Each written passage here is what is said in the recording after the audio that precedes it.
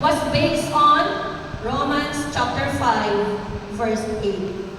But God proves His love for us in that while we were still sinners, Christ died for us.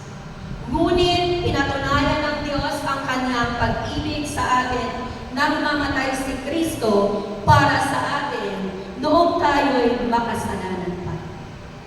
This means that there is no sin that is not covered by God's grace, and no amount of sin that God's grace will not cover.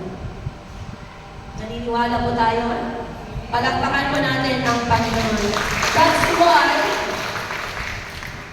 loving like Christ is difficult but possible.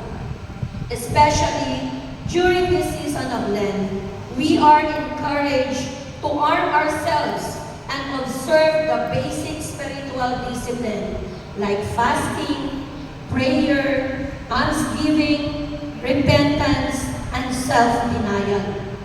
It is a time when we observe fasting, prayer, thanksgiving, repentance, and self-denial as a way to draw us closer to God and reflect on the sacrifice of Jesus. Now, when we speak of fasting, prayer, thanksgiving, repentance, and self-denial, these are all spiritual discipline that can lead us to a victorious life in loving like Christ.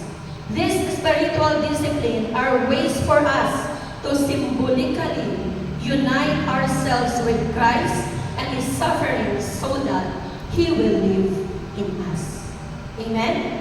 Kanina po nung nag-online mass ako, ang nag-strike sa akin doon sa naging homily ni Father Tito Kaluwag no, sa Kapamilya Mass.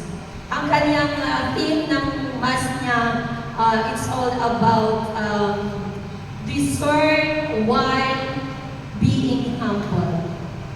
No, so ang ating gospel kanina, it's all about sa ating kwento tungkol sa mga eskriba at mga pariseyo. No, kinikilala sila ng mga tagapagpaliwanag ng kautusan ni Moises. No, ang sabi ng Panginoon sa kanyang mga alagad, gawin ninyo ang itinuro nila at sundin ang kanilang iniuutos. Ngunit, huwag ninyong tularan ang kanilang gawa sapagkat hindi nila isinasagawa ang kanilang ipinapangaral. Ang ibig sabihin nila, ang ibig lang nila, yung uupo sila sa mga pandangal ng kautuan, lalo-lalo na sa mga sinagoga. Ang ibig nila ay pagpugayan sila sa mga liwasang bayan at tawagin silang puro. Ang pinakalakila sa inyo ay dapat maging lingkod